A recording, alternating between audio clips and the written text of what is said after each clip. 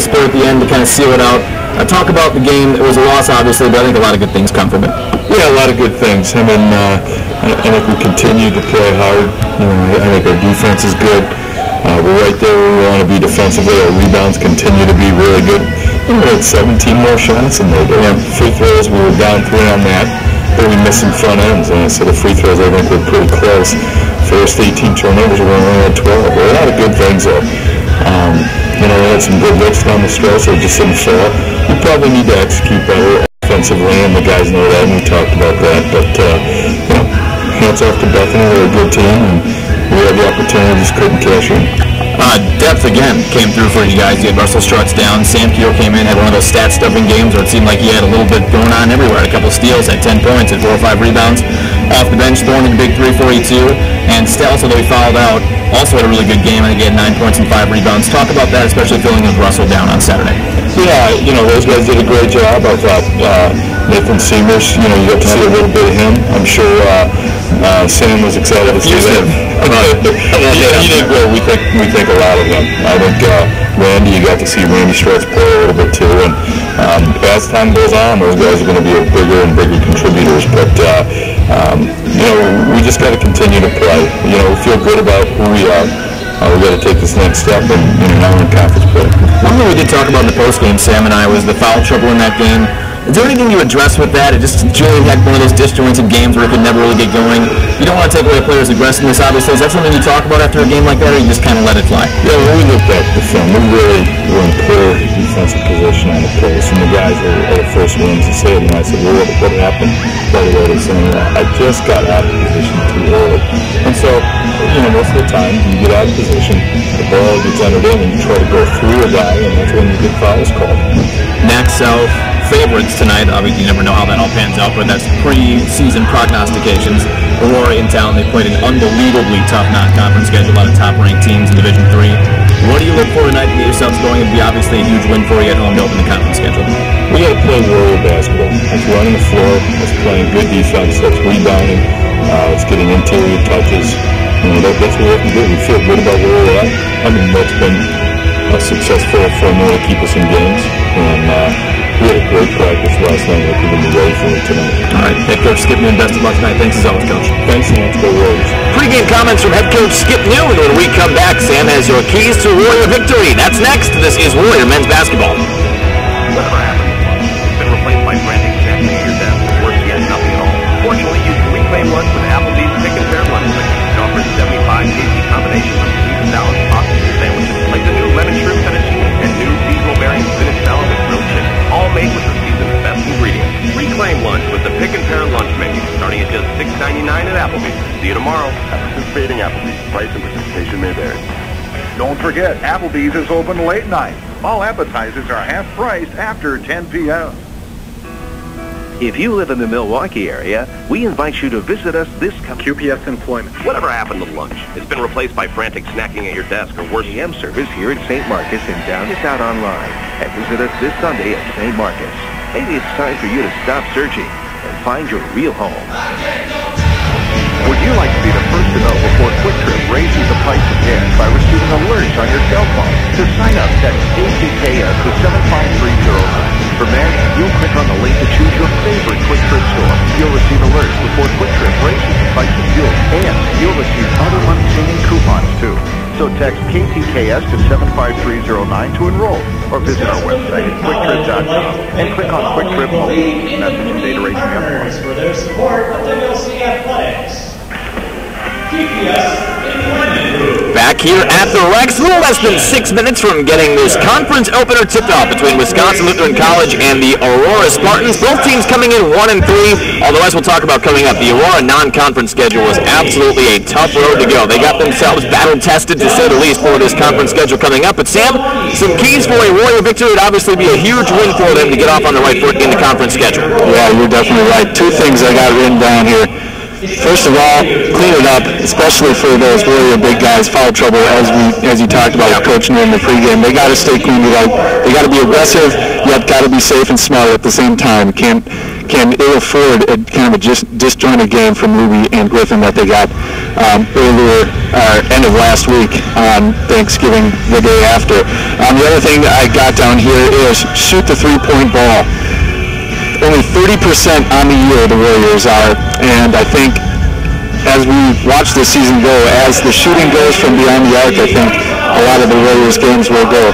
We saw that against North Park, the ball was going down for Tim and Nate, and I think we could kind of see as that game with Bethany went along, there were a lot of open looks, they just weren't going down. So if they shoot the three-point ball well today, I think they'll be in good shape to come out of here with a W. In terms of depth, we have Russell Struts down again. He has concussion-like symptoms, and as sports has progressed, and I think people are learning more about those kind of injuries. You talked to him before the game. He seems like he's fine. He seems like he's all there. He seems like he wants to play, but there are going to be pretty stiff and rigid tests to go through before he is back on the floor. They thought maybe one game he'll certainly be out tonight, and I think they're hoping for him back next week at some point, get him healthy this week and get him ready for next week. But again, now you've got a little bit of a different nature, I think, coming into today. Bethany Lutheran was a very stiff competition, obviously, very good non-conference scheduled opponent, but now it changes a bit. You've got Aurora in town. They're a very good team. They are picked to win the next out. Do you see anything changing with Russell out? You've got Sam Keel and Kyle Stelson there. They put themselves very well in the non-conference schedule, but again, the competition gets ratcheted up a notch here tonight. Yeah, they got to come out like they did against Bethany. I thought many of the guys that had increased roles due to Russell's absence against Bethany, and again here tonight, they're going to have to step up like they did last week. Stells, Keel probably getting, I'm assuming he's going to get a second start tonight. There's nothing in his performance last week that would say he shouldn't get another crack at it tonight, but there's 3 or 4 guys that you saw coming off the bench more often than they normally would. Those are the guys that are going to have to step up, and I think, especially if Griffin and Ruby have a little bit more concerted effort between them, I think it'll ease the burden on them because they had to do a lot themselves last week because of the kind of disjointed effort from Griffin and Ruby. We have Aurora coming in 1-3. Now, if you look at the WLCSports.com right before the season, SID Adam Heinzen publishes the preseason standings, I guess, depending on coaches get some votes and SIDs get votes and who they think will finish where. The Aurora Spartans picked to finish first in the NAC South. The Warriors picked to finish last in the NAC South. Although I do want to ask you about this conference schedule for Aurora, the non-conference schedule. You look in, coming in, I hadn't looked at it until tonight, I think Aurora 1-3. They're picked to win the NAC South. They're kind of off to a poor start. They have played number 3 in the country, Wisconsin Whitewater, number 6 in the country, North Central, and Augustana, who are receiving votes in the top 25 at DPRayHoops.com. And their victory came against Iowa Wesleyan this past Saturday. They won that game by 6 points.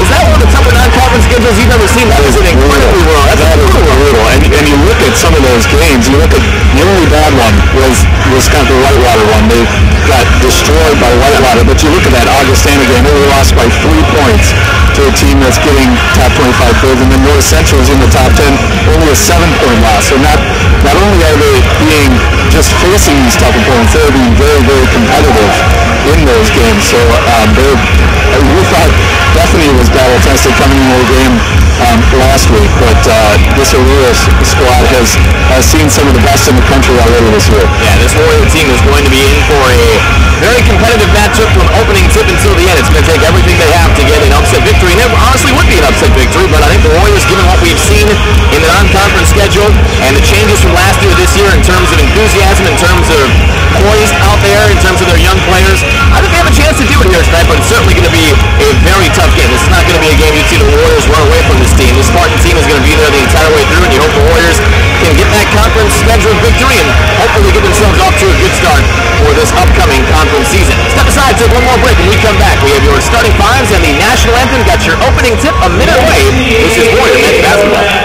Conference and Wisconsin Lutheran College promote good sportsmanship by student athletes, coaches, and spectators. We request your cooperation by supporting the participants and officials in a positive manner. Profanity, racial, or sexist comments, other intimidating actions directed at officials, student athletes, coaches, or team representatives, as well as public intoxication, consumption, or possession of alcoholic beverages and tobacco products, are grounds for removal from the site of competition and other disciplinary action. Ladies and gentlemen, the Ultimate Warrior sponsor this evening is Cousin Subs, 853 North Mayfair Road, located just north of Wisconsin Avenue on Highway 100. Better bread, better subs. That's Cousin Subs, our Ultimate Warrior sponsor for tonight's game. And owner representation, and is committed to delivering high-quality service And good evening, ladies and gentlemen, and welcome to the Recreation Complex on the campus of Wisconsin Lutheran College here in Milwaukee. This evening's NCAA Division III. Back here at the Rex as we are getting set for the National Anthem, Warriors and Spartans set to open NAC Conference play here tonight. Both teams coming in 1-3 overall. Get your starting fives coming up here in just a moment. And the National Anthem here, seconds away. Ladies and gentlemen, I would invite you to please rise and remove your hats as we honor the playing of our National Anthem.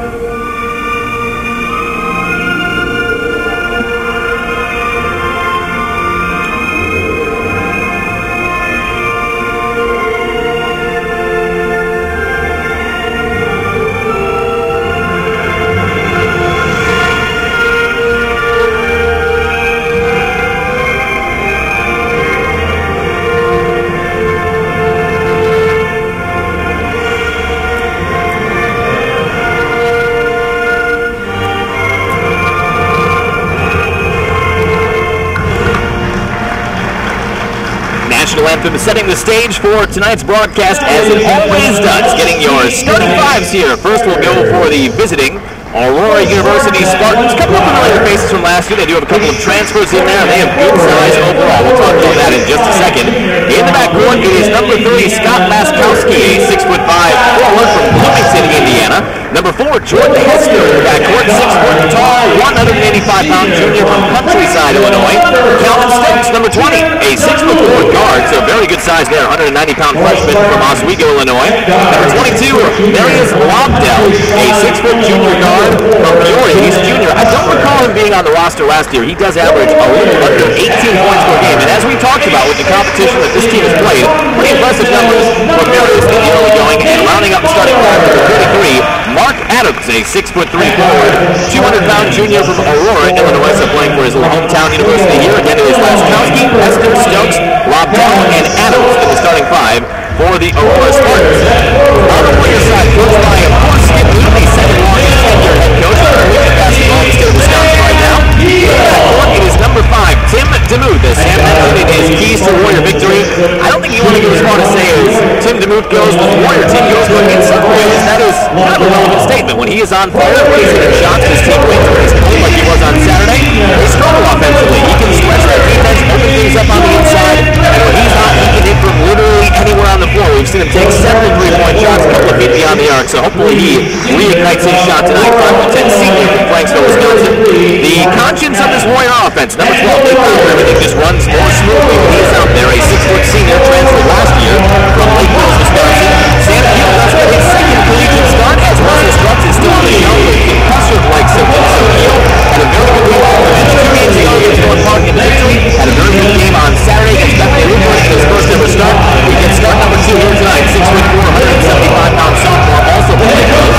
Number 23, Julian Griffin. A big game from him at a rough night. Foul trouble-wise on Saturday. Never got going. Only took 2 shots in the field and never was in there for extended minutes. So he is going to be pivotal tonight with this Warrior team to score the home upset in the conference opener. 6'3", 220-pound senior from Milwaukee, played right down the road at Wisconsin Lutheran. And number 32, another key cog in that front line for the Warriors. Number 32, Brett Luby, 6'4" sophomore. 215 pounds from Las Vegas, Nevada, and set for a trip back home for him, a little less than a month away for a tournament in Las Vegas. I believe the D3Hoops.com Classic going down out there, so looking forward to that at the end of the month, I'm sure, as well, for Brett. Got the Warriors in their home whites, forest green lettering and trim. Aurora in the away blues with white lettering and trim. It will be Griffin and Calman Stokes to tip it off. Conference opener here tonight. Both teams coming in 1-3 in the non-conference schedule. Tip is up, controlled by Aurora. They move left to right in front of us here for half number 1. Lobdell averaging a shade under 18 points per game, picked up by Bauer. On a curl, Hester in the corner looking for Laskowski. Shakes one defender. Now Adams pulls up from 12 feet and hits it. So immediately in rhythm jumper there. Good offensive set. Spartans out quick 2-0. Bauer on this end into the front court. Well, that Aurora bench is standing and making a lot of noise over there, making things difficult. Warriors are trying to set up their offense right in front of them.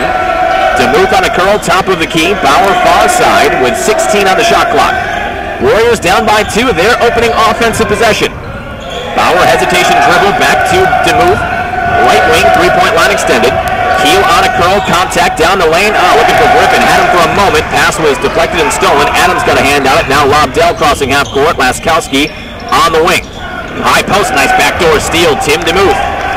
Telegraph that. Warriors go the other way. Cutting down the lane. Griffin, pump fake on the low right shot. Puts it with the left hand. Ties the game at 2. Yeah, good job by DeMuth to read that underneath. Going back to that last play by Keel, I think he kind of just thought he had to pass it, but he had plenty of space. He could have just floated that one off. Got a little too unselfish. It was a nice look, and I think he created well just finishing that pass. Inside hook shot from Stokes, rims all the way around, catches the backboard and falls through. On the interior, 4-2, Spartans back in front by 2. High post on the right side, Griffin. One-on-one with Laskowski. Up and under, trying to shake him. Nice smooth touch with the left hand from Griffin. Ties the game at 4. So that immediately is the impact that maybe they missed on Saturday. Yeah, just a good patient post move by Griffin. Not rushing it, uses his pivot foot well. Pass inside, deflected by Luby and stolen by Griffin. Spartans trying to get to the inside on every possession here early. That time broken up. Keel cut off on the baseline, finds DeMuth left corner. Bad pass, stolen. Going on the other direction, 1-on-9, right hand layup. Cruising in is Marius Lobdell. 6-4. Telegraphed that pass and went all the way. Yeah, I was just going to say that was an easy one for him to read. Knowing that ball wanted to get back up top, he just waited for it. Luby, top of the key, Bauer near wing. 23 on the shot clock. It is 6-4. Aurora in front by 2. Pass deflected again, this time by Adams. Everything is pressured right now. Nice cut underneath. Luby on the other side, rejected. Maybe took one extra dribble, though he didn't need to. Hester recovered defensively and batted it out of there. Hester on the other end. Little give and go. Baseline right. Swooping in for the layup is Laskowski. So early on, Spartans have the Warriors doubled up. 8-4, 17-14 left in the first half. Well, you get the feeling, Sam, you don't want to fall behind too early here. Yeah, you want to stay competitive, keep this game within your reach, and not let things get out of hand. Bauer back near half court, 17 on the shot clock, under 17 left in half number 1. 8-4, Spartans in front, high screen, right set by Luby. Bauer, top of the key, navigating through that defense, finds Keel on the right wing. Keel back to Bauer. Bauer, three-point line extended. Adams has him. Needs some action here. 2 seconds down to 1. Bauer shot as the shot clock winds down. Hits it. Step inside the free throw line. A little bit of a bailout there, but the Warriors will take it. He found himself free for a nice shot inside the charity stripe. Yeah, real disjointed offensive set for the Warriors, and Bauer just bails him out. Lobdell rattles out a 3. Step behind the screen. Rebound cleared by Keel. Bauer up court, Luby, Warriors on the attack, nobody picked him up. Left hand layup is good for Luby, and just like that, the Warriors have this thing tied up at 8. The Spartans very, very slow to get back in transition D there. Sam Keel was holding on to that rebound for at least a couple seconds before he got little out to the outlet, and they still beat him down the floor. Just inside the arc is Laskowski, now he'll back it out, set up the offense. Right at the 16-minute mark, first half, tied at 8. Laskowski, nice baseline cut. Lobdell on the feed from Laskowski. Hits it on the low right block. 10-8. Spartans back in front by 2. And then Bauer that time got caught hedging towards that drive with both eyes on the ball and took his eyes off Lobdell, who very instinctive just went to the basket back door. As Spartans, I think that's the second or third time they've successfully converted that exact play. Bauer driving down the right lane, lost it. Knocked out by the Spartans. It will stay Warrior ball. Kyle Stells checks in for the first time. Brett Luby will catch a breath. Stells had a highly productive game on Saturday. 9 points, 5 rebounds, and a couple of steals. He did foul out. late in that one, but certainly providing more good minutes off the bench, and the depth has been a major positive for the Warriors early this year. 8 on the shot clock, DeMuth on the handle. Warriors trail by 2. Adams has him, major size advantage there. High screen, left side, pick and roll. DeMuth instead will take it a step inside the arc, too strong. Rebound collected by Laskowski. Up court, Stokes driving, hitting. Left hand, tough shot as he had to adjust in midair a little bit there to hit it off the glass, but he got it. 12-8, Spartans in front by 4. Griffin on this end, low right block, backing down Laskowski. Griffin, hard to the rim, high off the glass, no good. Caught the front iron, would not drop, and then Laskowski leaps up and rips down a rebound. 12-8, Spartans by 4, now by 6. Again, baseline left. Obviously, Kalman Stokes very comfortable from that region. Third one he's hit from there. He's very comfortable with that hook, too. Both of his shots have kind of been all one-handed. That last tough angle layup, pretty left, and his other 2 buckets were both hook shots. And the way he shoots it is at such an awkward angle. It's tough to defend. Yep. Bauer is open, deep 2-point shot, right wing, that rattles out. Rebound Laskowski, he is cleaning up the glass on each end right now. 14-8, Spartans in front by 6. Offensive foul, Lobdell going down the line. Bauer stepped right in there, took the charge. Warriors will get it on the turnover as Luby and Randy Struts will check in. In for Aurora will be Marquise Lobdell. Number Marius Lobdell, number 22, and Marquise Lobdell, number 23. Marquise checks in, as does number 30, Kyle Pilmer, a 6'8" center, 220 pounds too, so outstanding size off the bench for the Spartans. Bauer, hedge double team from Pilmer. Luby got caught in midair. Oh, he traveled. Yeah, there he is. Didn't get called immediately. Luby was going up for a shot, and I believe it was Pilmer on the recovery defense that intimidated that shot a tad, and Luby just fell to the ground and traveled. Both Lobdells out there right now. Marius gives off to Marquise. On the near side, it's Adams. Ball tipped, stolen. DeMuth going the other way. Marquise Lobdell is back. Foul called. Check that. Marius Lobdell. And he's got a 2 after that. There it is. Can't pound the ball after you. It's a mental error, and it's an automatic technical anytime you slam the ball like that. Got some good height on it, though. Yeah, that's true. That's 9 points. Yeah, that's got to be a tech. I think he did. Whether he slammed it or not, it's an unnecessary. Well, that's kind of a big situation, too, because that was his second, and he gets the tee, and he's their leading scorer. That is a major mental breakdown. Yeah, head coach James Lancaster is having a word with the official who called it, but I don't know what he's arguing. Yeah, I'm not sure what you can argue there. I mean, there was clearly contact on the drive, and there was clearly a slam of the ball. So that's 3 total on Lobdell. That could be a major factor. Free throw on the technical for Bauer is good. He'll get 1 more, and then DeMuth will get 2. So you could get 4 points here, and you've got 3 fouls on their star player. Second free throw for Bauer is in. Is that tough? Sometimes you ever shot a couple technicals in your career, I'm sure, when nobody is around you? No, I never shot the technicals because I played with Ben Ziesmer, who was always a better free throw shooter than me. So I played with him for 6-7 straight years, so he always got the tough foul shots. But it's definitely difficult when there's no one else around you. It's just a different vibe. You don't normally practice that way. You're not used to it. There's definitely a bigger mental aspect to it than a normal free throw. DeMuth hits 1 of 2, but Stells recovers for the rebound. DeMuth driving, ball tipped up, stolen. Warriors miss a chance there. 14-11, they hit 3 of 4 on the free throws. Driving down the lane, right-hand shot. I believe that was taken by Stokes. Stokes having a big first half. He has 8 points. 16-11. Warriors trail by 5, but maybe benefiting a bit from Marius Lobdell getting 3 fouls, 2 personals, and a technical. DeMuth on the right wing. 17 on the shot clock. Bauer, right corner. Met there by the big Kyle Pilmer. And here's the mismatch. You want to take advantage of it. Boy, Bauer the high arcing 3-point shot. Buries it. Right wing. Pilmer didn't want to come all the way out and get beat with Bauer's speed, and Bauer made him pay on the other way. 16-14. Warriors right there within 2. Under 13 left in the first half. In for Aurora is number 11, Esteban Vega. Now Aurora goes deeper into their bench. Joel Ivantosh checks in. And number 24, Joe Kwiatkowski. Check that, Kwiatkowski. Polish last names will get you. 16-14. Nice pass inside. Ivantosh, point-blank range, left it short. Ball knocked out. Last touch by the Warriors. Taylor Klonick in for Wisconsin Lutheran College. Right now it is Klonick, Bauer, Griffin, Randy Strutz, and Brett Luby in a 2-point game.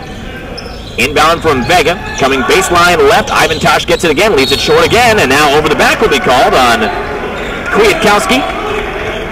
Luby is just so good fundamentally under the basket, especially on getting himself in position for rebounds. That was just a fundamental box out. Didn't jump right away for the ball, made sure he was clearing out and got the over the back call. How about the fact that the Warriors don't have a foul yet? 14 fouls for Aurora, and the Warriors have none. Almost 8 minutes into this one. Playing a very clean first half. Down 2, chance to tie or take the lead here. Sam Keel will get in at the next opportunity. Bauer will back things out one-on-one with Marquise Lobdell. Free throw line extended for Luby.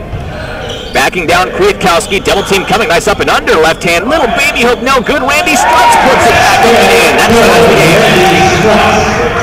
Two Warriors waiting for that ball off the Luby miss. It's good hustle on the offensive glass. 16-16, all even. Down the lane. Foul called.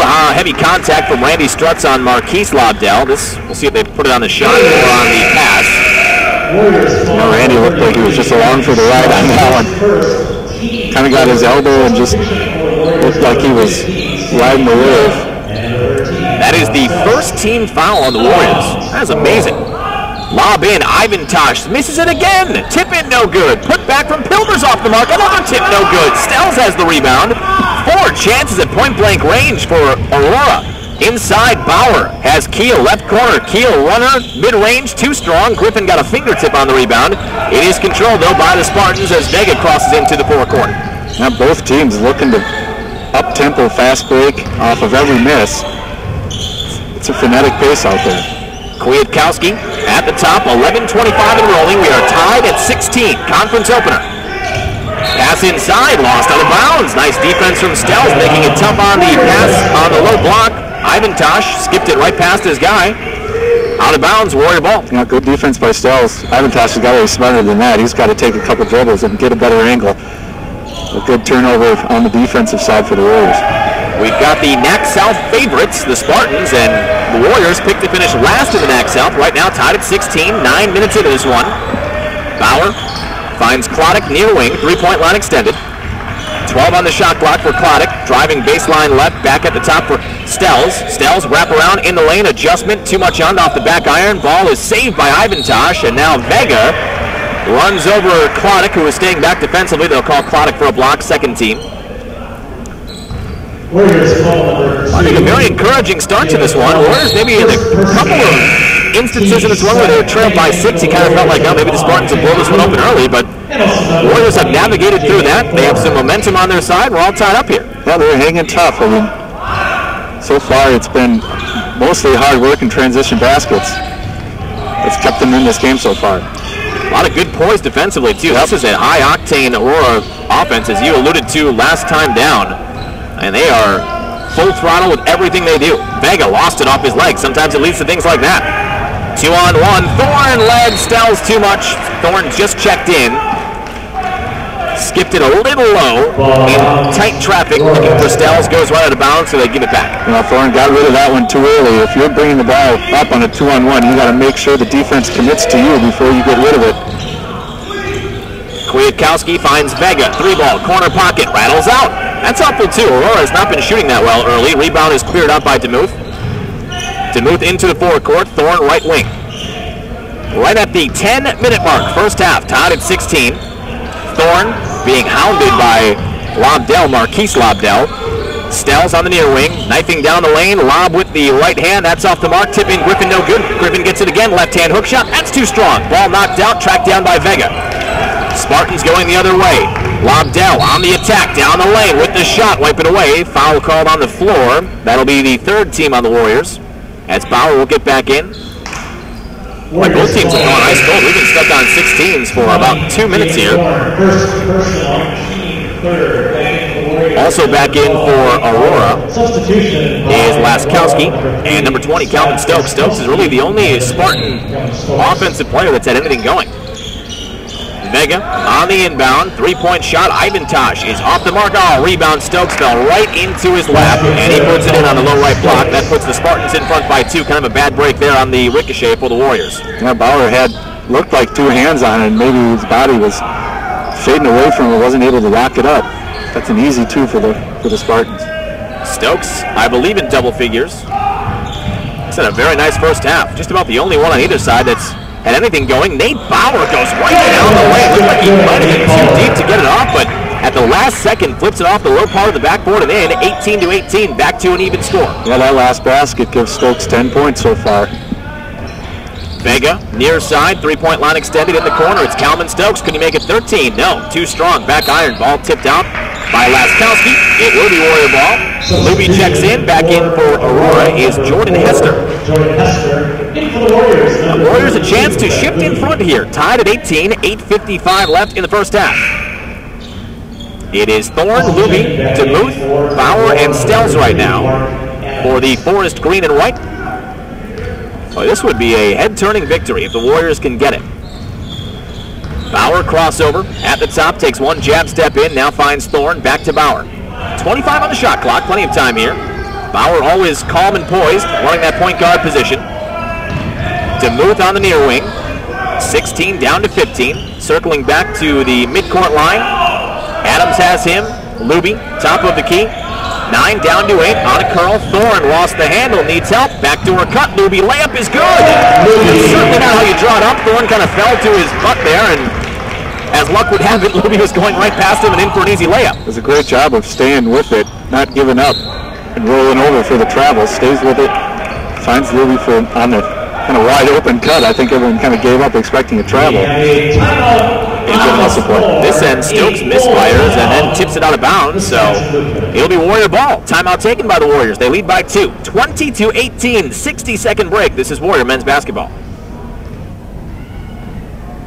The Warriors have a winning basketball tradition. I know. I was a player, and now I'm a member of the basketball coaching staff for Wisconsin Lutheran College. This is Denise Terrell, class of 1999. You won't want to miss any basketball action this season. And by becoming a Warrior Club member with free admission and courtside seating available at all home games, you won't have to.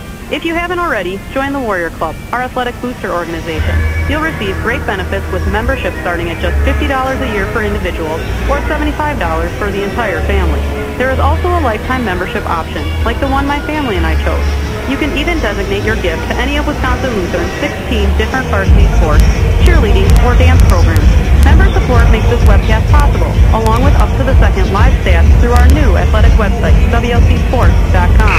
Don't wait, join today by visiting WLCsports.com or call Warrior Club Director Lisa Leffel at 414-443-8796.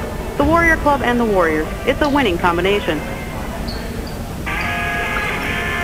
Back here after Rex, 8:13 left in the first half. Warriors with a 2-point lead on the basketball. The Aurora Spartans in town. Now both of these teams 1-3 in non-conference, but as we mentioned in the pregame, Aurora has played a couple of teams, number 3 in the country, UW Whitewater, number 6 in the country. They play Augustana, receiving votes in the top 25, just a brutal non-conference schedule, and they were competitive in almost every game. So this is a good score right now for the Warriors as Thorne goes down the lane. Ball was kicked. Warriors will maintain possession as Sam Keel checks back in, and Thorne will check out. I was just going to say that was kind of the same thing that Sam Keel ran into earlier. A good-looking drive, and it opened up. They're just getting a little too unshellfish. And there was a stop jumper easily there for Thorne. Oh, tough pass. Bauer baseline right, lobs it in for Stells. He collects it just before Spartan defenders get there to take it. Now in the lane, Stells somehow comes out of there with it, and a traveling call. Got kind of hung up in the lane there with a couple of Spartan defenders hanging on his back. Stuck in traffic and turns it over. Vega will cross half court for the Spartans, who now trail by 2. 7:45 left in half number 1. Stokes right corner, back at the top for Hester, met by DeMuth. Oh, big crossover, bounce pass inside. That was an electric play. Laskowski hits the shot, but that was all Hester on the near wing creating. Yeah, that was very, very quick. And that's where Aurora's been dangerous so far in this game, is off the dribble drive and then the dish down low. Stells backing down Stokes, hanging, shooting. Ricochets off the backboard, won't go in. Tip in, no good. Loose ball ripped out by Vega. Spartans threaten to take the lead back. Tied at 20, 7:15 left. In the corner, it's Adams for 3. Too strong. High rebound. Luby clears it. Lost it, though. Gives it up. Inside, shot is up, no good for Laskowski, but a foul called, and Laskowski has a couple of free throws. Boy, that's the one you want back, Sam. You had 3 Warriors down there and only Laskowski for that rebound. The Warriors gave it up. Yeah, we were just trying to shuffle pass it to DeMuth to get the break going. And a little miscommunication. And that leads to some Spartan free throws. First one is good. In for Aurora for the first time is Gavin Walker, number 13, 5'11" sophomore from Plainfield, Indiana. 7:07 left. Warriors trail by 1 now. Second free throw for Laskowski is up and good. 22-20. Aurora in front by 2. And a very compelling conference opener so far. Bauer at the top finds DeMuth right elbow. Just beyond the arc, Luby in between the circles. Moving to his right, he travels. So back-to-back traveling violations against the Warriors. Maybe unraveling just a touch offensively. Good high pressure there for the Spartans. Everything contested, and Warriors have a couple of possessions they want back, I bet. Yeah, those 2 back-to-back turnovers, those are the mistakes you really can't make against an Aurora team that can be deadly. Hester has it for the Spartans. 22-20, Aurora by 2. Hester has Adams left elbow. 20 on the shot clock. Bad pass off the fingertips of Laskowski. Out of bounds. Warriors get it on the turnover. And Bauer will walk things up with 6:35 and rolling here in the first half. Thank you for joining us on WLCSports.com. John Hensler and Sam Seamers with you as always. Warriors hanging tough right now with the conference favorite Aurora Spartans. DeMuth curling down the lane. Luby baseline left will back it out. Cut off there by Stokes. Bauer back at the top. Hester has him. 15 on the shot clock. Screen set left side by Luby. Bauer driving. Back to Luby on a pop. Keel is open. Right wing. 3-point basket. No good. Low lining shot. Just would not can. Rebound to the Spartans, and they'll go the other way. Ball tipped up, knocked out. Last touch by DeMuth, and it'll be a side out inbound right in front of us for the Spartans. Warriors so far this half, 8 turnovers, and they have come costly. They average just over 16 a game, and they're well over halfway there with a lot of time left in the first half. Inside, backing down a couple of guys with Laskowski on Stells and Griffin, hanging and shooting and hits from about 5 feet. Spartans now back to a 4-point advantage, 24-20. It's not like this game is getting out of hand, but you do feel like the Warriors could use a basket right here. 6-0 run for the Spartans. Bauer gets a double team. Keel on the elbow. He'll drive in. Back to Bauer. Thought about a 3. Pump fake. Driving. Hanging. Shooting with the right hand. Back iron. Won't go in. Griffin tips it up. No good. I believe that was last touch by Laskowski. No, they'll call it out on Griffin. A lot of tough shots inside the lane for the Warriors. Not getting any friendly rolls right now. You just want to see one of those maybe hit off the rim, off the backboard and in, but they're not getting any luck. So the drought continues. Warriors took a 20-18 lead a couple of minutes ago. Now they trail by 4, and the Spartans have a chance to extend it. Baseline cut. Boy, Laskowski is open. Reverse layup is good. Warriors fell asleep. Baseline defense wasn't there. And the Spartans starting to shift in control a bit here. 26-20 as we are down to about the 5-minute mark left in the first half. Warriors need a stabilizing basket. Stells inside. Nice cut. Keel got it under the underside of the backboard. He was wide open. In transition. Lob down. Hanging, shooting. Got it. Boy, Keel had a chance there to put one in from very close. Instead misses. And on the other end, it's a layup for Aurora. Full timeout. Wisconsin Lutheran College. They now trail by 8 in a blink. Spartans 10-0 run. 60-second break. Back and forth. This is Warrior men's basketball. Sponsored by Cousin Salt. Trevor Penny, Aaron Roseler, Ty Tolman, Jake Murch, and Corbin Howell. Once again, Trevor Penny, Aaron Roseler, Ty Tolman, Jake Murch, and Corbin Howell. Please meet at center court following the power surge halftime routine. Thank you. That was Jesus. And if you understand what he meant, then you'll understand the mission and the success of Wisconsin Lutheran College. Whether in academics, education, business, athletics, or the performing arts, Wisconsin Lutheran has built a reputation for walking the talk of Christian leadership. Wisconsin Lutheran College, setting the standard of servant leadership, one blessing at a time. To learn more, or to schedule a campus visit, go to WLC.edu or call 414-443-8800. That's WLC.edu. Wisconsin Lutheran College, setting the standard in servant leadership. Back here at the Rex, 28-20. Spartans in the midst of a 10-0 run. Warriors had a 2-point lead very briefly, and now find themselves in need of a basket. DeMuth baseline, left hits it from 10 feet. That's one of the Warriors who feel like desperately need it. Yeah, good job by DeMuth, by Tim to read what the defense was doing. They were playing hard up the line, just sunk back, and a good job by Struts to find it. 4.5 left here in the first half. Now down 6. Hester lob inside. Marquise lob down high arc on the jump. Shot won't go, but Griffin gets the foul. That is the 5th team on the Warriors. 14 fouls on the Spartans. And a couple of free throws on the way for Marquise Lobdell. Marius Lobdell, number 22, averaging a little under 18 points per game to lead the Spartans coming in. Free throw is good. Has been on the bench for, I'd say, the majority of the last, 10 minutes here. He had a couple of quick fouls and then a technical that gave him 3 total. That's a big loss, but looking at his numbers over the course of the year so far, he only averages 23 minutes a game. Yeah. That's impressive nonetheless to put up just under 18 points in less than 23 minutes. I mean, I'm not a mathematician, but that's pretty efficient. It's very, very efficient minutes for him. Bauer a step inside the arc. Both free throws were good for Marquise. So down to up to an 8-point lead rather. Stell sizes up a 3 at the top. No good to the right. Rebound Laskowski. Spartans, you can tell, building some momentum right here toward the end of the first half. Laskowski handoff to Vega right at the Warrior emblem at midcourt. 23 on the shot clock. Under 4 left in the first half. Vega to his right side. Picked up by Bauer. Step inside the arc. It's Marquise Lobdell. Griffin shadowing him. Lob back into Laskowski. 9 down to 8. Stells on the baseline. 1-on-1. Tough matchup. Laskowski has good size. Little hook shot on the right baseline. That's no good. Tipping off the mark. Rebound is collected by Griffin. Real good defense by Stells on there. Not going for the block. Not doing anything fancy. Just bodying him up down low and went straight up. Ball knocked out by Vega. It will stay a Warrior ball.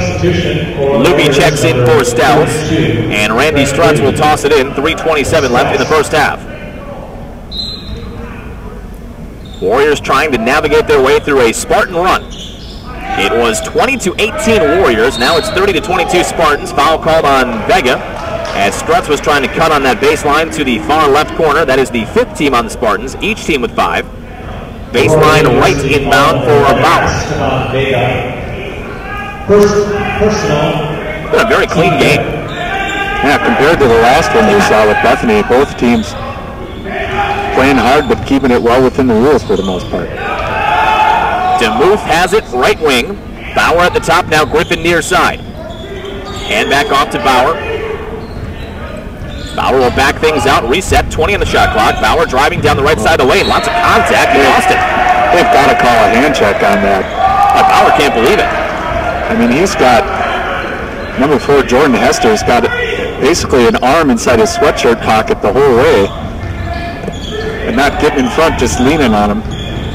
So Spartans benefit from the non-call. Now Laskowski has a shot that goes in, waved away on a traveling violation, so maybe it picks up in the end there, perhaps. We'll see. Warriors will get it with under 3 left, down by 8.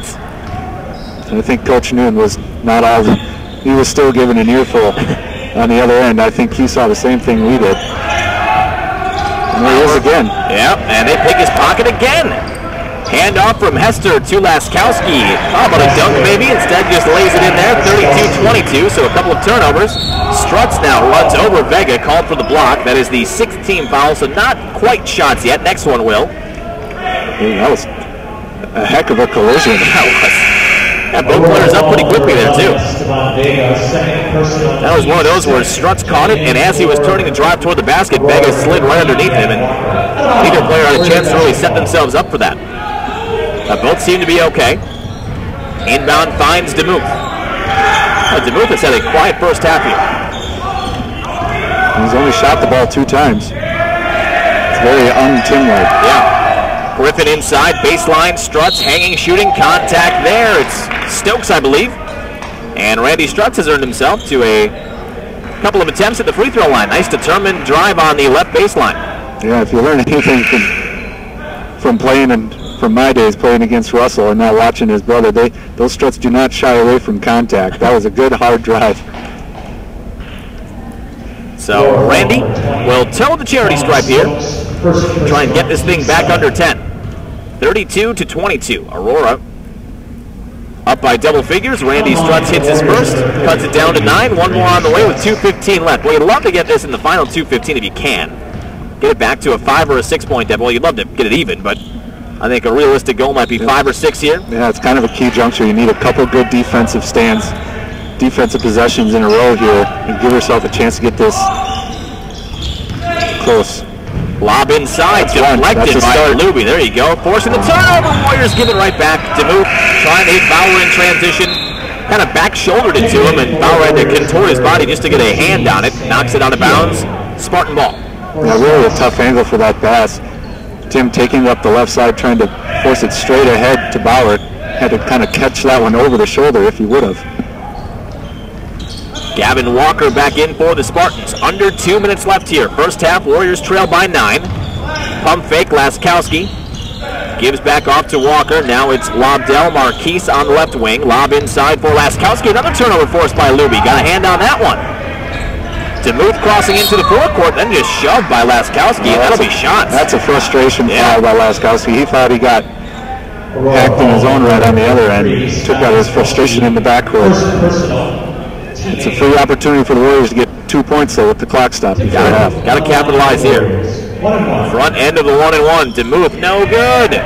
Rebound Stokes, but he stepped on the baseline, so it stays Warrior ball.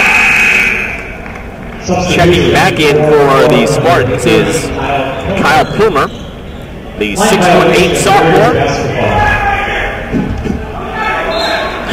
Gotta love the referees that run all the way to the spot where he stepped on the line to point it out. You gotta get your cardio in there, huh? DeMuth nearly gives it up. Lobdell has him at the top. 25 on the shot clock, 1:20 left. Pump fake. But DeMuth is struggling with the very athletic Lobdell right now. He's a little bit taller, lanky. Tough to get your shot up over him. And DeMuth will shoot from pretty much anywhere. And it's tough. He's tall, lanky, and quick. It's tough for Tim to create separation. Another turnover at the top by the Warriors, but Spartans give it right back. DeMuth up court. Kia left-hand layup is in. 32-25. Cut it down to 7. Under 1 minute left. So far, 3 good defensive possessions in a row for the Warriors. They got to make it a 4th here, and then maybe play for the last shot. It's been an impressive couple of stops. Unfortunately, just haven't been able to get it on the other end. Yep. 40 seconds left, 18 on the shot clock in half number 1. 7-point game. Aurora in front. Lob in for Pilmer, and DeMuth took it from the 6'8" Pilmer. Right from behind, another turnover forced. Up court, Griffin nearly lost it. Luby, Warriors have a 4-on-4 right now, but the shot clock dark. Try and hold for 1 here. 20 seconds left in the first half. 32-25. Warriors trail by 7. They led by 2 not that long ago. Spartans went on a run. Bauer will let this thing melt down. 9 seconds down to 8. Bauer with Lobdell on him. Bauer, crossover, nearly lost it. 5, down to 4, in the lane, back to Keel for 3. Oh, you couldn't have drawn up any better. Bauer came in, got the double team. Keel snuck around the back door, was open for 3, and buries it as time expires. That's all you can ask for there. They did exactly what we asked them to do, is have a couple good 3-4 defensive possessions in a row. They forced 2 or 3 turnovers at the end, and then obviously first 2 possessions they got it back, didn't turn it into points, but the big baskets there down the stretch to make it a 4-point game at halftime. You have the feeling like Aurora had a couple more opportunities. They could have blown this one open. So 32-28, just a 4-point game at halftime. We'll step aside, take a break. When we come back, take a look around the Northern Athletics Conference, some games in action, and your player of the week, and get your updated standings. Break down the stats, look toward half number 2. That's all on the way for Warrior halftime. 32-28, Spartans lead by 4. This is Warrior men's basketball. See the difference. Become an athletic booster with Wisconsin Lutheran College by joining the Warrior Club. Benefits begin at just $50 for individuals and $75 for families. Who can resist free admission to all home athletic contests, courtside seating in the rest, insider newsletters, and discounts on Warrior wearables and sports events? Your membership fee makes this webcast possible, and much more. Don't delay. Join today. Visit WLCsports.com or call me, Warrior Club Director,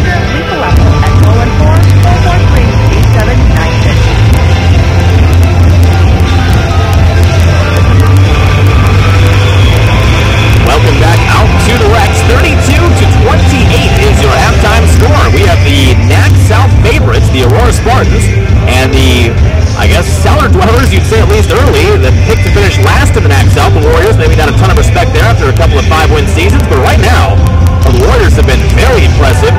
Maybe had a chance to fall behind at the end of that half, but fought back, went on a nice run defensively, forced some turnovers, and got themselves right back into it. So before we look at those first half stats, Sam, let's take a look around the Northern Athletics Conference. All right, we'll start. We have a new men's basketball player of the week, and it goes to probably an all too familiar force for over on the Northern Athletics Conference. Lakeland's Jake Schwartz. For the week of November 19th to the 23rd, he scored a game-high 30 points, 11 of 17 shooting. Toledo Muskies 2-0, only played 2 games so far in this young season, but they are so far undefeated. They ended up winning that game 92-80 over Beloit. 18 of his points came in that first half. He was also 6 of 8 from the three-point land as well. He also snagged 7 rebounds. So the reigning now Northern Athletics Conference Student Athlete of the Week for men's basketball is Jake Schwartz. Then we move to games in the Northern Athletics Conference tonight, Tuesday the 27th. We'll start with the men's side here. Edgewood is at Lakeland there's a first Northern Athletics Conference bout for each of those teams. With 7:50 left in the first half, Lakeland has a 2-point edge, 25-23.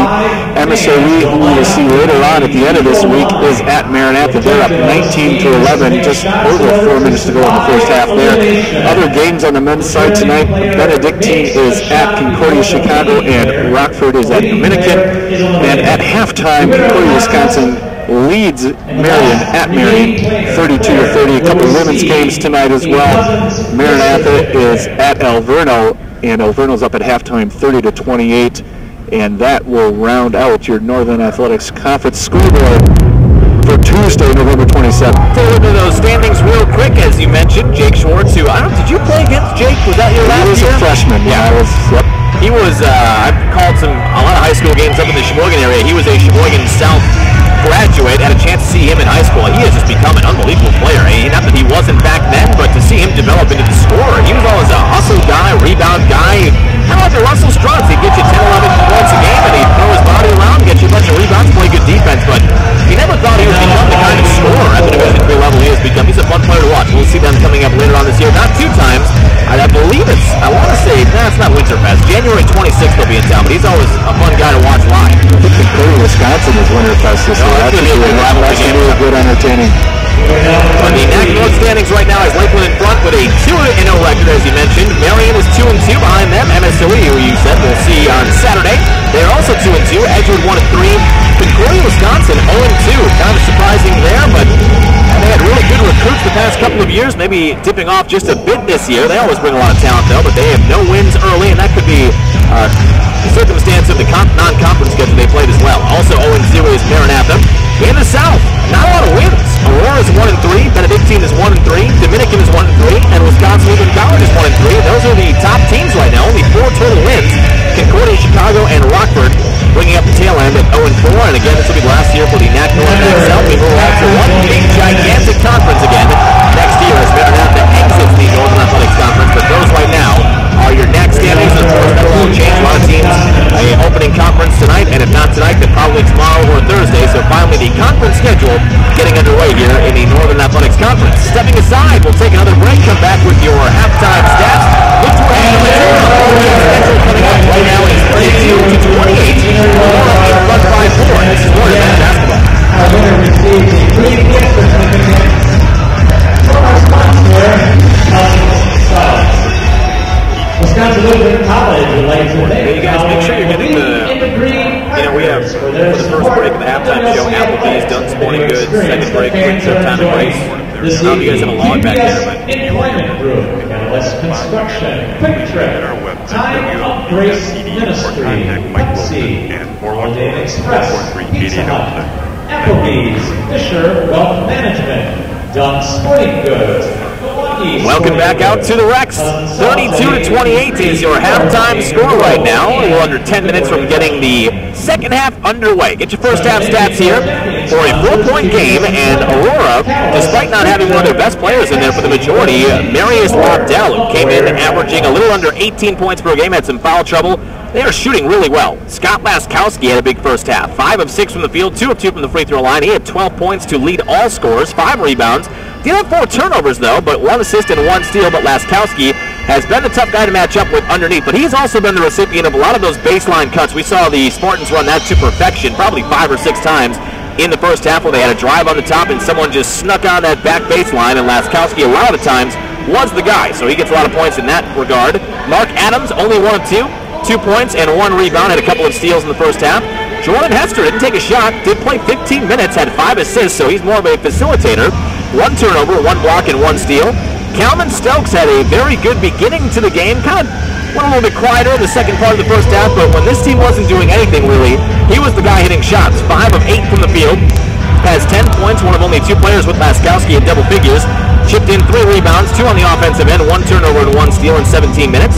Marius Lobdell is the guy that we kind of targeted coming into tonight, but the foul trouble has derailed him. He is only 2 of 3 from the field, 4 points, 2 turnovers, no assists, no blocks, no steals, and the big stat for him is 3 fouls. One of those a technical in transition. I would say at about the 14 or 15 minute mark, Tim DeMoot was running down the left side of the lane. Lobdell hammered him. It was pretty clearly a foul. I mean, he was going for the ball, nothing egregious really, but as the ball was going out of bounds, Lobdell out of frustration just slammed it to the floor, so he got the foul. That was his second, and then he got the technical. That was his third, and we didn't see anything from him for the rest of the first half. It'll be intriguing to see how he comes out, but sometimes too, when you leave a game like that, you don't play for 15 minutes, then you go to halftime, it can be kind of tough to get yourself reestablished in the game. Yeah, it's definitely tough coming. Even if you have played a lot of minutes, it's always a feeling when you come out for halftime, you got to reestablish what you were doing because you just took that little bit of a break. But it'll be even tougher for him coming in after he sat the majority of that first half. Now, if you look at his stats over the course of the year, as we mentioned earlier, he only plays 23 minutes a game. Right. So if he plays even close to more than half of this half, he'll get close to that mark. But he'll be probably someone that will be coming in with a lot of fire, realizing he made some mistakes early on. Yeah, one of these storylines to watch as the second half approaches. Overall for the half, Aurora shot really well. 14 of 28, 50%. They were 0 of 5 from beyond the arc, so couldn't establish themselves from distance. 4 of 4 at the free throw line. Meanwhile, Wisconsin Lutheran College got a variety of contributions from a lot of different players. That's been their theme so far early this season. You'd like to see that continue. Sam Keel, 2 of 4 from the field, 1 of 2 from beyond the arc. Hit that big 3-point shot, crucial at the end of the half to draw this team back within 4. 5 points, 3 rebounds, 1 turnover in 13 minutes of action. His second collegiate start going in for the concussed Russell Struts. Julian Griffin, a much better first half. Played 17 minutes, that's number 1, after having foul trouble against Bethany Lutheran on Saturday. Has 4 points, 2 rebounds to contribute on 2 of 5 shooting. Brett Luby, 2 of 4 from the field. He had 4 points and 3 rebounds. Did have 2 turnovers, but also had 2 steals. A couple of those came on a nice string of defensive possessions from the Warriors, where they forced about 3 or 4 in a row. He was a big part of that. Tim DeMuth, very odd to see him 1 of 2. He's a guy, even if he's not shooting well, that they need to shoot. Bottom line, even if he's had Saturday had a bad game, I think he was 3 of 15 from the field, but when they won against North Park, he shot 14 or 15 shots, hit more than half of those. So I'm not sure, what are you seeing out there? Is it just a defensive matchup for him? I think it comes down to Marquise Lobdell, who is kind of a different matchup that Tim's not used to seeing. He's used to playing against that 2-guard, and there's definitely a distinct height advantage between him and Lobdell. Lobdell very athletic, very quick, very long and lanky, and I think he has the ability to guard Tim, 20, 30 feet away from the basket. And I think that's proven to be frustrating for Tim, not given a lot of space.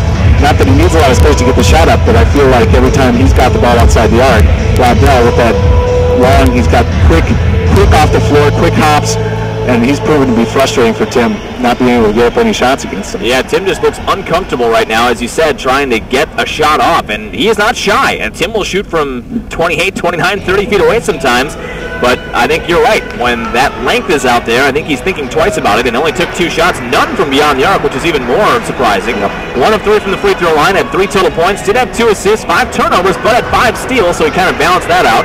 Nate Bauer, 3 of 5 from the field, 1 of 1 from beyond the arc, couple from the free throw line as well. He led the Warriors with 9 points, 2 assists as well.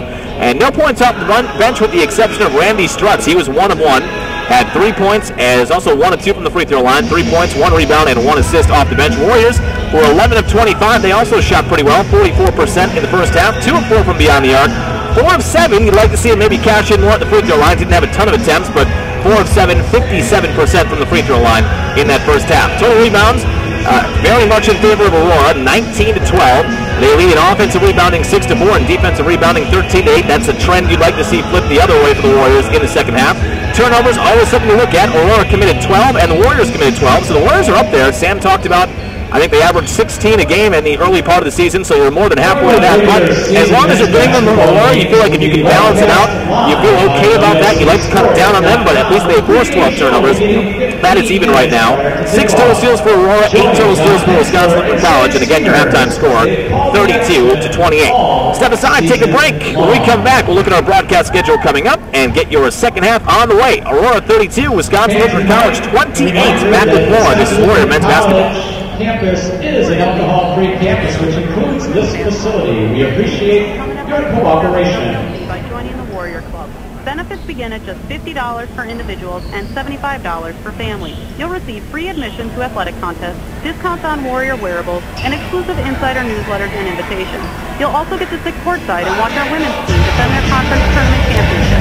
Join today at WLCsports.com or call Warrior Club Director Lisa Leppel at 414-443-8796. Back here at the Rex, 2.5 minutes from getting the second half underway. Right now the Warriors trail by 4.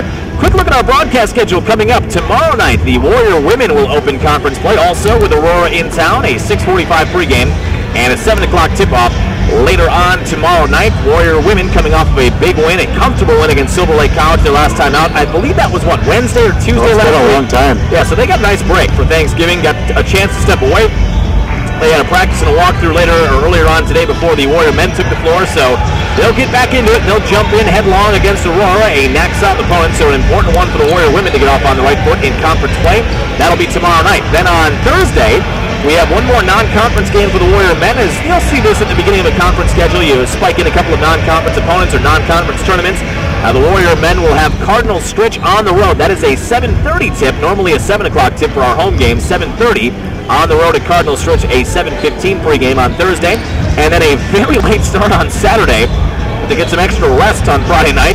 They have, I'm not sure what's going on at the Kern Center and MSOE, but we have a very late start, a 6:30 tip-off to start a doubleheader for the Warrior women. And the men scheduled for 8:30, but as with doubleheaders, typically that'll be later. I would say they probably would get underway at 9, but tune in at 8:30 for that. We'll have your pregame for you, and I think a halftime nap will be. You can get all your Christmas shopping done beforehand then. Yeah, right. So it's a late start on Saturday, but always a fun place to call a game at the Kern Center, so we'll be out there for a doubleheader on Saturday, and then we really get to the thick of road conference games. We've been spoiled here early on with a lot of home games.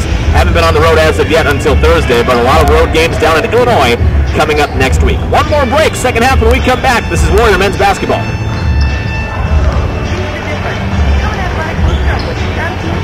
By joining the Warrior Club. Benefits begin at just $50 for individuals and $75 for families. Who can resist free admission to all school Starters for the second half for Aurora, number 3, Scott Spelski, number 4, Jordan Hester, Remember number 11, Esteban Vega, possible and much more. Don't delay. Join today at WLCsports.com or call me, for the Warriors. Director Lisa Leppel at 414 Starting 5, number 5, Tim DeMuth, number 12, Nick Bauer, number 15, Sam Keel, number 23, Julian Griffin. Back here at the Rex, second half set to get underway. Brett Luby will inbound right in front of us. Warriors moving left to right for half number 2. Got Luby, Griffin, Bauer, Keel, and DeMuth out there. I think both teams with their, well, no, Aurora doesn't have their starting 5 out there. They've got Vega starting at point guard with Hester. Looks like Adams, Laskowski, and Stokes. So Marius Lobdell not out there. Yeah, must be a message being sent by James Lancaster, because he has not seen the floor. DeMuth on a hard drive right to begin the second half. Good aggressiveness from Timmy DeMuth. 32-30. He went right in uncontested. Cutting it down to a 2-point game. Adams, hesitation dribble at the top, hanging in the air, shot from 10 feet, too strong off the backboard. Griffin clears the rebound, so right away, down the lane, Luby's open, layup is good. Well, the Warriors have come out asserting themselves here. They quickly tie this thing up. Great job by Luby to run that 5-man break just right up the seam. No one picked him up. Hester hop step, nearly lost it. Keel got a hand on it. Kalman Stokes, a couple of feet behind the free throw line, is good. Deep 2, 34-32. Stokes has 12 now. puts the Spartans back in front by 2. And he's been the most dangerous Spartan today by far. And he gets it started in the second half, just like he did in the first half. 34-32, Aurora in front by 2. Just back underway, second half, 18:48 left. Griffin a step inside the arc, 15 on the shot clock. Isolation, now down the lane, triple team, Keel in the corner, pass was tipped, Bauer three-point shot, left wing, too strong, Griffin offensive rebound. And the Warriors have a fresh shot clock, Griffin inside, traveled. Maybe Griffin would have been better served there to just get it back out and reset at the fresh shot clock, but he liked his matchup. Just shuffled that pivot foot as he was trying to back him down. So the Spartans on the other end, now up by 2. Adams fall away jumper, nice look there, off balance and hit it, another deep 2. 36-32, Spartans re-extend to their halftime 4-point lead. Yeah, Adams just catching in rhythm. Griffin inside, left-hand hook shot, no good. Griffin, I think, likes his matchup with Laskowski in terms of being able to back him down and out-physical him maybe. Yeah, I was just going to say, I think he feels like he can move him around wherever he wants him to go. Bad pass, Keel nearly lost it, ball still loose. Nice tip and save by Adams.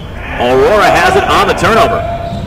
Adams right wing, cross-court pass to Stokes. Stokes shakes to move, handoff inside. Laskowski, reverse layup is in, and again, Laskowski establishing himself on that baseline, and just like that, the Spartans in front by 6. Bad pass inside on this end. Bauer looking for Griffin, lost it. Turnover, Vega has it, and now a foul called on DeMuth.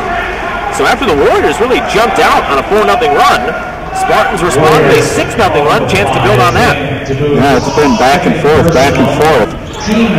Both teams wanting to run on each other.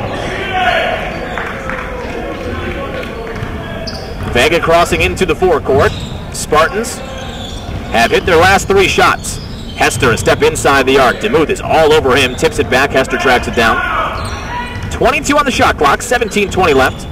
In the second half, step back 3. Hester is short, I believe. Yes? Didn't catch anything on that Substitution for the Warriors. So it goes right out of bounds, and the Warriors will take over. Stels checks in for Griffin. Out of bounds. Warriors basketball. And Bauer will take it across half court. Near wing, DeMuth, 3-point line extended. High post, Stels in the corner. Bauer open for 3. Short front iron. Rebound is knocked out by Luby. Well, I think that was out on the Spartans. Oh, head coach Skip Nunes fired up. I think a legit argument there. Yeah, I was screened off. I didn't see it. I thought Bauer had a good look inside the offense there. Nice inside out. And now a whistle call on the Warriors on this end. Second team. Spartans will inbound side out, up by 6, 16:52 left. First personal, team second. Side out of bounds, Aurora. Hester will toss it in. At the top, Vega behind the screen is wide open. 3-point shot, ringing up. Boy, Vega, that was like a practice shot right there. Yeah, lazy defense by the Warriors off that side out of bounds. Not a lot of fight through the screens. Just let Vega have it, and he made him pay. Things have turned quickly here. Warriors have this tied up. 9-0 run for the Spartans. Inside, Stels, hard shot off the backboard, short. Rebound is pulled down by Laskowski. He'll cross half court. Laskowski will go right down the lane, attacking bodies everywhere. Laskowski hits a shot from 8 feet off balance. No call either way, but now Aurora has an 11-point lead. Back-to-back, very, very lazy possessions defensively. He had the trouble fighting through the screen to get on Vega for the 3-pointer there, and then in transition, no one decides to pick up the ball. And Lankowski, goes all the way to the bucket before he's touched. Timeout taken by the Warriors. 60-second break. We'll step aside. This is Warrior men's basketball. The Warriors have a winning basketball tradition. I know. I was a player, and now I'm a member of the basketball coaching staff for Wisconsin Lutheran College. Hey guys, if you're listening back there, I don't know if you don't have the log or what's up, but we missed all those halftime breaks, but whatever, we'll figure that out later. At the end of the game, we absolutely are going to need 3 minutes of breaks. I don't care how you mix and match them, but when the game is over, our first break after the game is over, we need 3 minutes to get stats and get a coach over here. So just mark that down. I don't know how you can put it together, but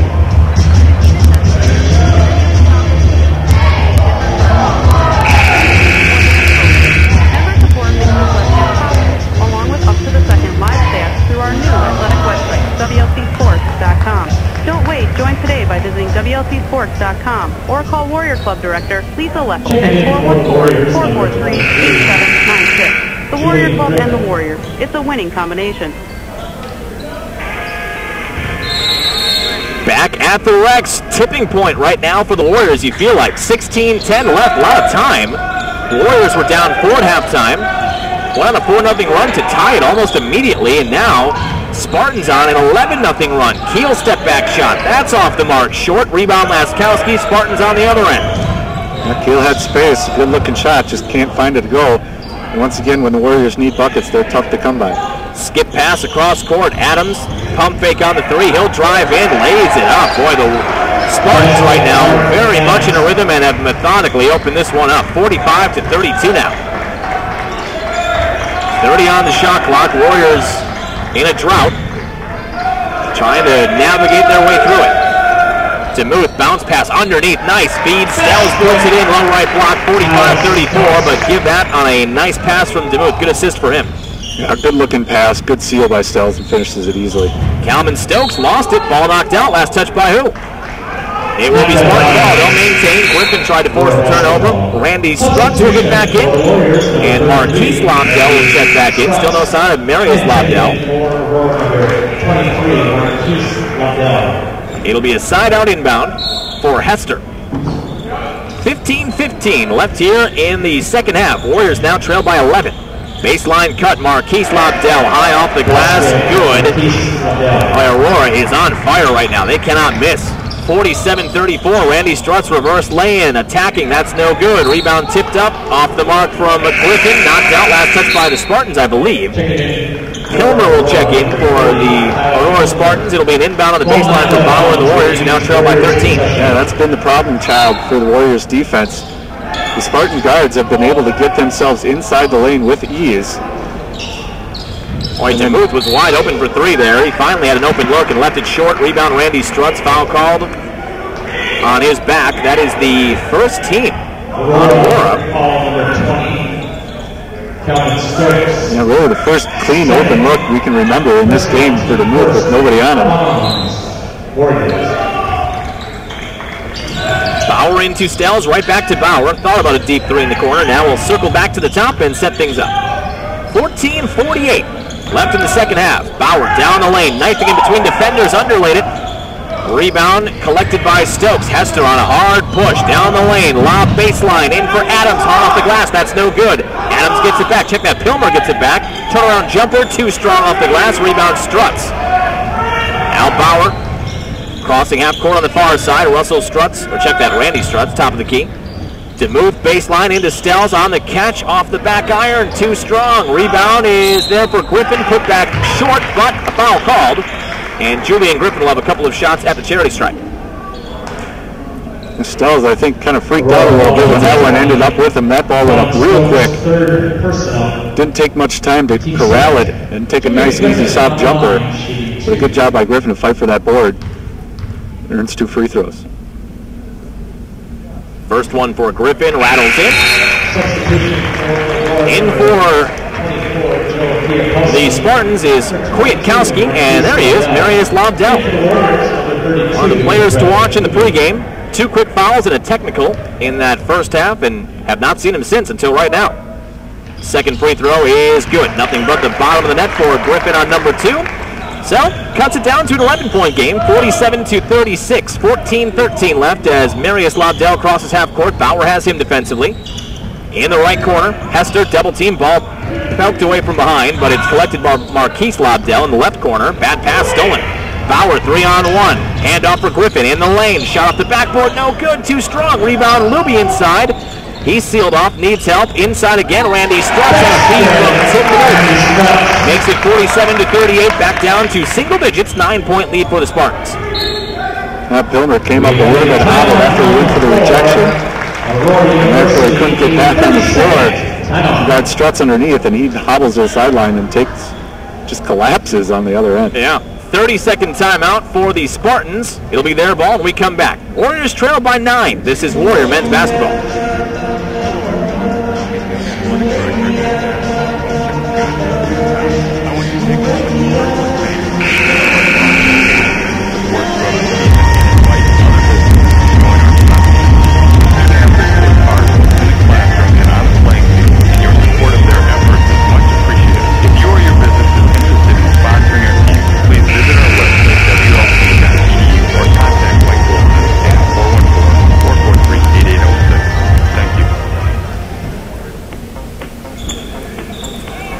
Out at the Rex, 13:44 left here. Warriors trying to score an upset in their conference opener at home. NAC South favorite Spartans in town. Warriors have led briefly in this one. We were tied at 32, but since then it's been all Spartans. 47-38, they're up by 9, have led by as many as 13. Hester, as we resume play, crossover, hop step in the lane, foul called on Randy Strutz, third team. Not on the shot. Yeah, Pilmer went off, and as Sam mentioned, just collapsed on the sideline. They are, trainer Joe over there, working on his right ankle, it looks, or left ankle. Slammed his shoe down too, so not a good sign there. Inside, Marius Lobdell, short at point-blank range, gets it back though. Inside, puts it up, too much off the backboard. It's out of bounds, and it will be Warrior ball. Warriors basketball. So the Warriors have a chance here to creep back into it. They trailed by 13. They are on a 4-0 run of their own and need to build on it. Still plenty of time. Bounce pass inside. Randy Strutz, hard off the glass, goes all the way around the rim, just won't fall through. Rebound, Marius Lobdell. Hand off to Marquise Lobdell. Back to Marius in the left corner, driving, stepped on the baseline. Turnover, Warrior ball. 12:57 left. Ivan Tosh is back in for Aurora. I feel like Ivan Tosh, is that a second generation Aurora player? I think there was an Ivan Tosh not that long ago. I do not remember. We'll just go with yes. Bauer at the top for DeMuth near side. Griffin, Luby, left wing. 20 on the shot clock. Griffin back at the top. 18 down to 17, down the lane, little scoop shot, and it goes down for Julian Griffin. It's an awkward looking shot, but it hit that backboard front rim and just rolled in.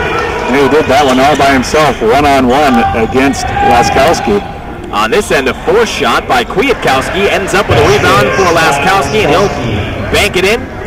And no one on the help side for the Warriors to box out Laskowski, and he just tips that one right back in. 49-40. After that shot, down 9. Bauer right corner, 12:08 left. Bauer picked up by Kwiatkowski. Screen right side, set by Griffin. Bauer on a pick and roll, will take the handle in the lane. Finds Strutz, open, left wing, three-point. 49-43. Warriors getting up off the deck here, now down just 6. 11:50 left in this one as Marius Lobdell crosses half court. Another critical juncture of this game. You've got it down to 6. But you gotta keep building off of it, make some stops. Marius Lobdell, toe on the line, very deep two-point shot. 51-43, but Bauer gave him room, and Lobdell knocked it down. You know, Lobdell, one of those players that's so quick off the dribble, you have to respect that and give it a little space. But he can also just knock down the jumper when he creates that little separation. Just a tough player to guard. Foul called on Marquise Lobdell. That is the third team on Aurora. Stell's back in as is Keel, along with Luby, DeMuth, and Bauer. 15, Keel. Inbound finds Bauer. Fresh shot clock here for the Warriors, down by 8. DeMuth on the near side. Three-point line well extended. Bauer, Stells at the top, lob inside for Keel, double team on him. Keel backing down his man. Shot is rejected by Kwiatkowski, but Luby tracks it down left corner to save it. 15 on the shot clock still. Stells inside, right hand runner, no good. Offensive foul called on Stells. That'll be the 4th team on the Warriors as Taylor Klonick prepares to check in. That Keel on that post-up had Luby wide open because he drew the double team. Because he had his back turned, couldn't see him. I think Luby was calling for it, but just unable to get it to him. Stell's having a frustrating night too. Some of those shots he was hitting on the inside on Saturday just not going down for him. They're not going down. Traveling ball on Aurora on the inside. Turnover Spartans, Warrior ball. 10:52 left, down by 8. Yeah, you mentioned it. Stell's just 1 of 7 tonight. Not like they're bad shots either. No, they're all close. I mean, they're all decent looks. Just won't go down. Stells inside, finding Luby. Back at the top for Taylor Klonick. Now repost for Luby. Klonick is open. Three-point shot, right wing, left it short. Tipped up. Stells had a fingertip on the rebound. It's knocked out, and it will be Aurora ball. And again, head coach Skip Noon feels like his team was maybe robbed of a possession there on a poor out-of-bounds call. Luby checks out. Griffin back in. And those are the ones you want. If if you're Klodek and you come in and get a good inside-out look like that. But it's so tough if you're a shooter coming in for just a minute or two to get that rhythm. On the baseline, reverse lane for Laskowski is good. He has been the X factor. So good right around the basket. He rarely misses, whereas Stels has had trouble putting it in around the basket. I don't think Laskowski has missed one tonight. Very high percentage of shots, and now a turnover. Bauer was sealed off on the baseline, going back to the top. I think he thought he had Klodek out there, but Klodek was on the near wing. And the ball just goes right out of bounds. Aurora ball. They have a 10-point lead, 53-43, with 10 minutes left in this one. Marius Lobdell. Screen set to his right. Step back. Three-point basket rattles out. Long rebound is tipped toward the side out and collected by Hester. Timeout taken by Hester. Heads up to save the possession. Good little basketball IQ there. So it'll be Spartan ball when we come back. 30-second timeout. Spartans lead by 10. This is Warrior men's basketball.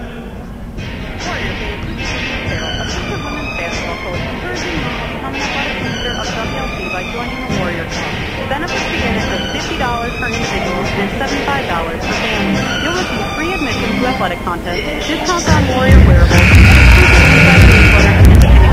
You'll also get to see courtside and watch our women's team defend their conference tournament championship.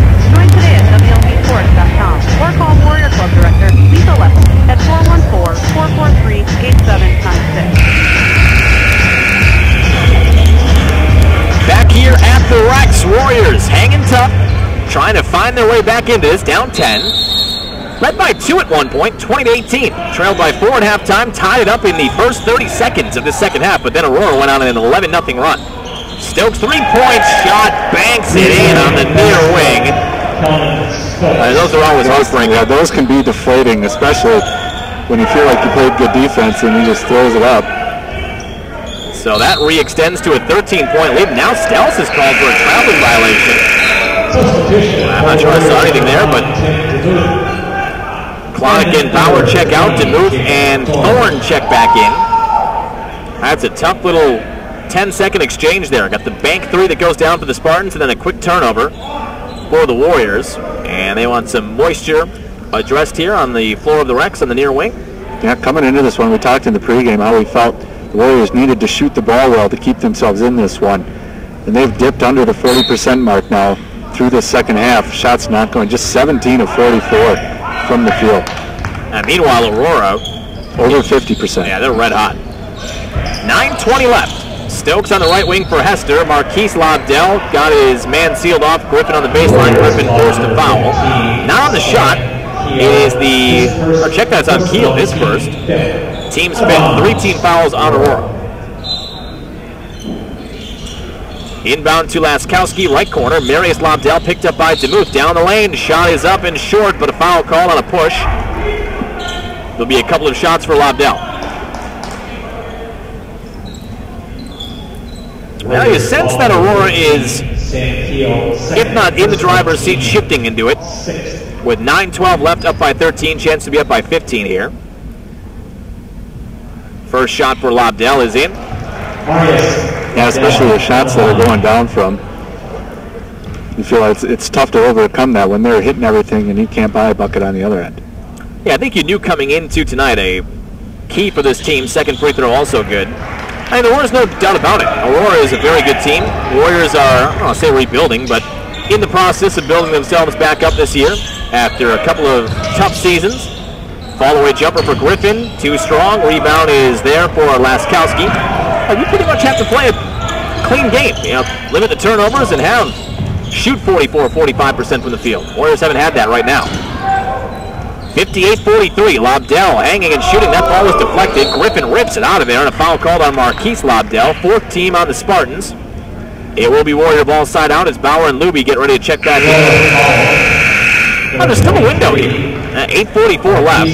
A lot of time on the clock, but you got to start putting together good possession after good possession. You can ill afford empty possessions the rest of this game, both defensively and offensively. Warriors had that 18-0 run that opened the game up against North Park. They could really duplicate that. That would be nice. Bauer, Luby a step inside the arc. Needs help. Now he'll take it himself down the lane. Back out for Bauer, right wing. DeMuth on the baseline, 14 on the shot clock. Low right block, it's Luby. Sealed off there, back to DeMuth. 10 down to 9. DeMuth being covered up by Marius Lobdell now. Bauer, Luby, I think he's beyond the arc. Deep three-point shot, left it short. Rebound, Thorne inside, is up off the glass. He left it short. Tip up is no good. Tip in again. That one goes down. Julian Griffin, relentless on the offensive glass. They kept on tipping it up there. Finally goes down. Yeah, Thorne had a couple taps at it, and I think Griffin just came along and said, let me finish this one off. Marius Lobdell, top of the key. Hester, right corner, driving on the baseline. Hook shot, or not a hook shot, check that, a floater with the right hand. Is in, 60-45. Hester has that ultra-quick first step. That's tough. Bauer knifing in the lane, nice pass. Luby with the layup. Timeout taken by head coach Skip Noon. 60-47 now, down to 13 after the Luby basket. Good creativity there by Nate Bauer to set that up. 30-second break, we'll step aside. Spartan ball when we come back. This is Warrior men's basketball.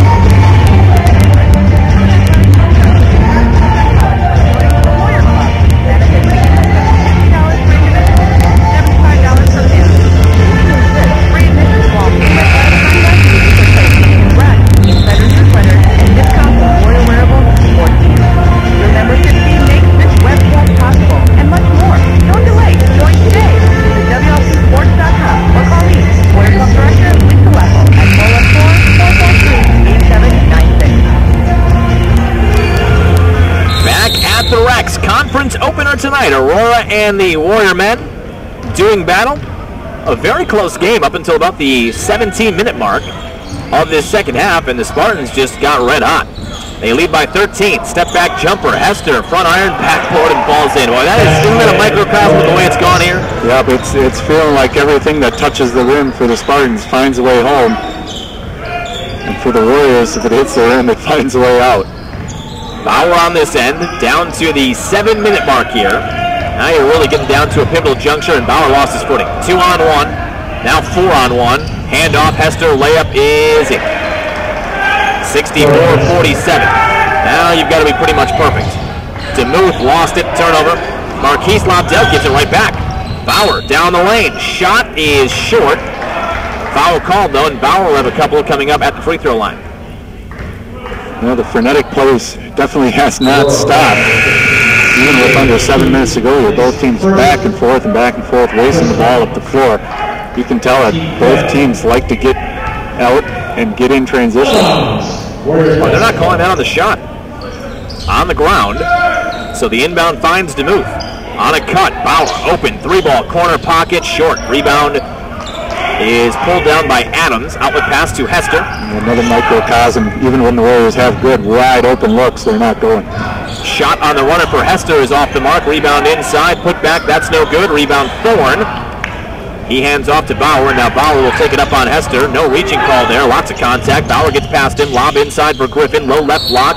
He is hammered. And that hopefully will be 2 shots for Griffin. That is the 6th team on Aurora.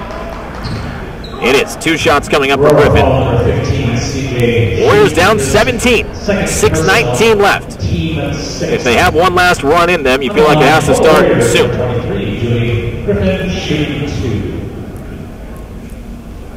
Griffin's free throw is in. Griffin's got a little shake. I don't know. I never noticed that before that one. Just a little shimmy before while he's spinning the ball. Yeah, we'll see if he does it on this one. He does. He does it again. Second Can't believe I never noticed that before. Is no good. Maybe that's a new addition here. 1 of 2. Well, hopefully he sticks with it. It's entertaining if nothing else. I know. 64-48. Hester, lob inside. Foul called before the pass gets inside, and it is on Luby, I believe, as CJ Shoot. Number 15 just got in about a minute ago. 6'6" freshman from Yorkville, Illinois. Oh, they're calling this. Oh, this is a bonus. 1-1. On the line for Aurora, number 15, CJ Shoot. Shoot on the front end here.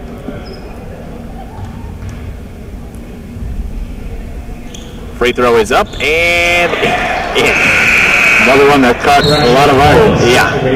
Side iron, back iron, and just went straight up and through. Keel checks in for Thorne.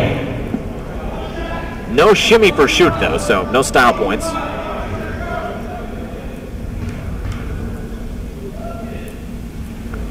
second free throw is also good.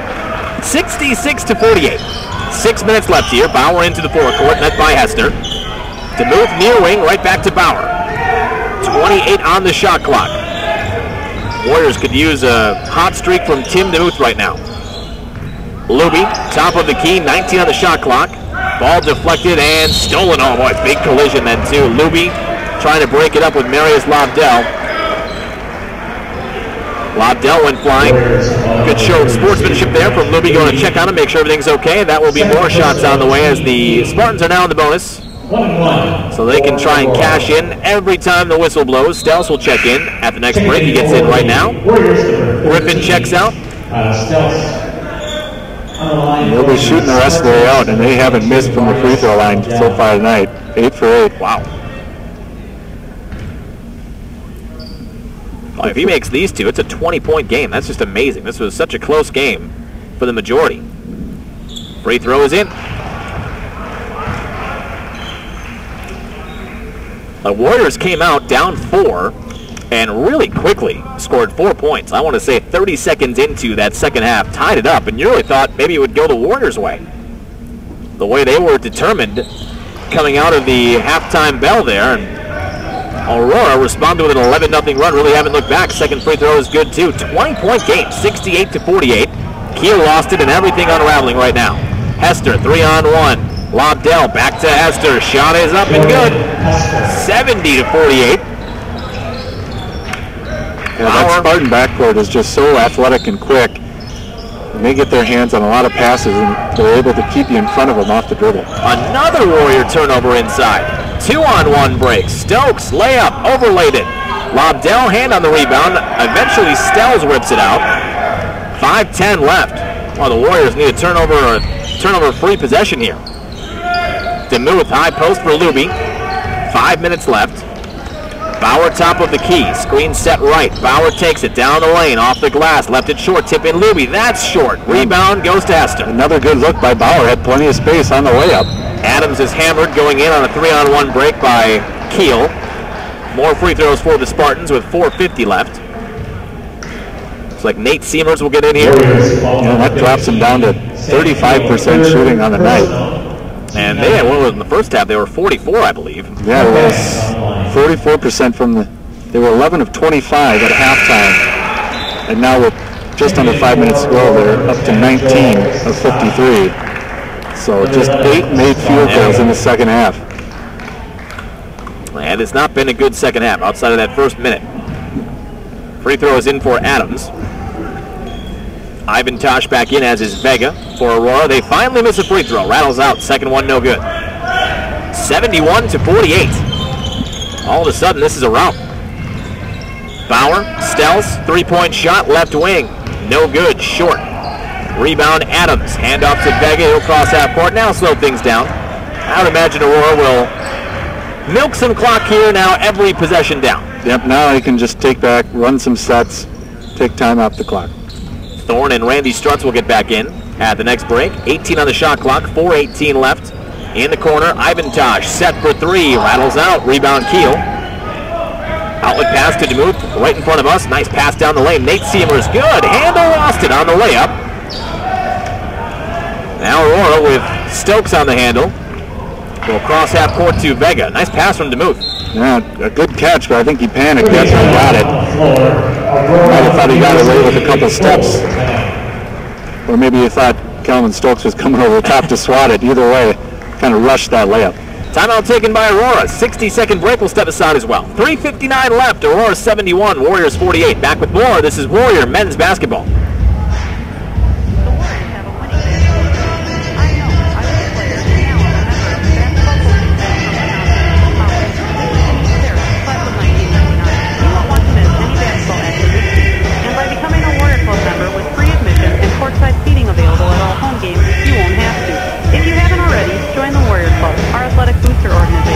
You'll receive great benefits with membership starting at just $50 a year for individuals or $75 for the entire family. There is also a lifetime membership option, like the one my family and I chose. You can even designate your gift to any of Wisconsin Lutheran's 16 different varsity sports, cheerleading, or dance programs. Member support makes this webcast possible, along with up-to-the-second live stats through our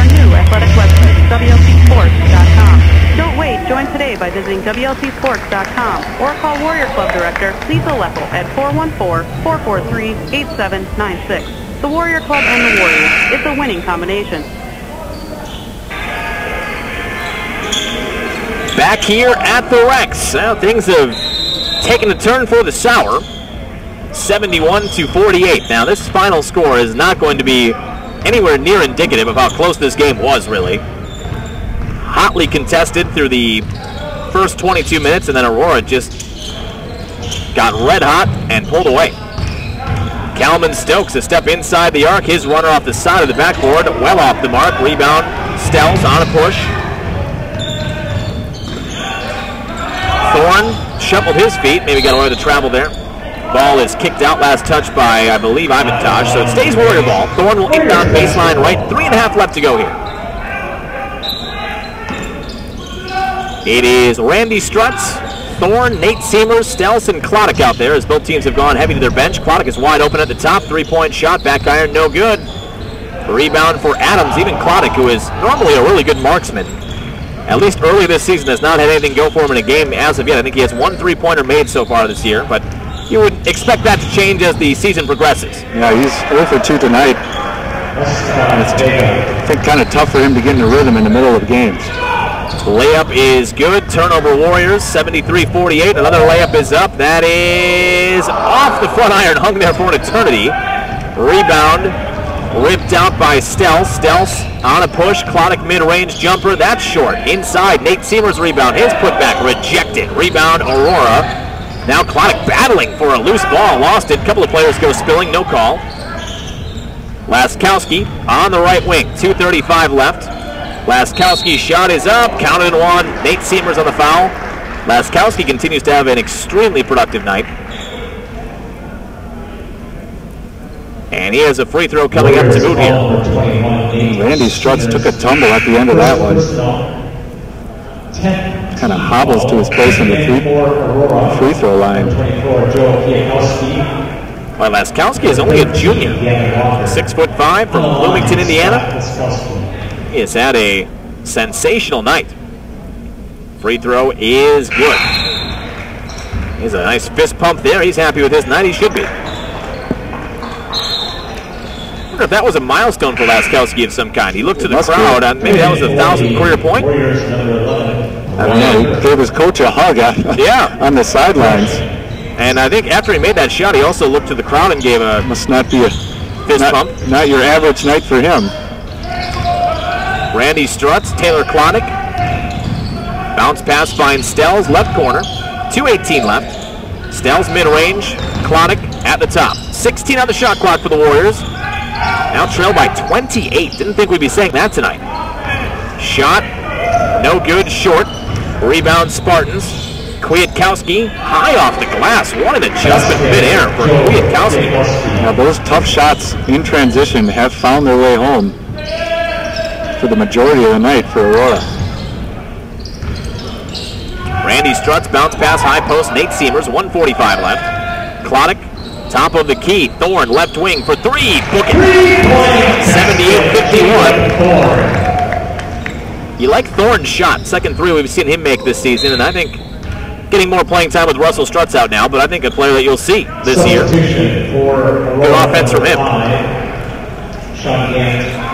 Number 21, Tommy Golden. And the Warriors searching right now for that guy off the bench. I think in your last year, remember Caleb Book? I do. A short point guard, but he was like a microwave. Like he would come off the bench and just be red hot to begin it. Yeah, they need that one person that can give him a spark, who can come off the bench, create some havoc, score some quick points. And so far, they're searching for that so far this year. Well, you think Klodek could be that guy.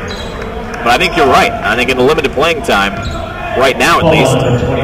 You know, and the thing is, he knows he's out there to shoot three-point shots. That's what he does best. He plays good defense. He has a good all-around game, but shooting is his thing. Yeah, and I got to go back to what I said earlier. It's such, especially if you're a shooter, the more times you touch the ball, the more in rhythm you get, the more you know how much space you have in between shots. And when you come out kind of in the sporadic minutes that he's been playing so far, it's so tough to find that groove. And that's why I think we've seen a lot of balls hit the front iron for him so far. Stells was fouled, hit 1 of 2. 78-52, three-point shot on this end for Aurora is off the mark, too long for Keon Denlinger. All knocked out, Aurora will maintain. 34 on the shot clock, 1:01 left. I gotta say, the way this game was being played out at halftime and early in the second half, I did not anticipate this kind of a final score. Yeah, especially after the quick 4-point run. Yeah. They made to tie it up. You thought that was a good halftime talk, quick response out of the break. Randy Struts on this end in transition, banks it in and contact, so in and one potentially coming up here for Randy Struts. Yeah, they came on that 4-0 run, and the way they closed the first half, you know, it was 32-22, I think, there. Closed it on a 6-0 run to get themselves within 4. Seemed like momentum would be on their side. Free throw for Randy is no good. Rebound there for the Spartans, just 45 seconds remaining. We'll talk to an assistant coach coming up in the post-game wrap-up. Get your final game stats and get set for Cardinal Stritch next men's broadcast on Thursday. Pass inside, backdoor cut. Aurora with 17 on the shot clock. A little helter-skelter out there, as is typically the case. A lot of backups in. Baseline layup is in for CJ Schutz. 80-54. 23 on the shot clock. Bad pass is broken up, but Warriors get it right back. Thorne inside, traveled.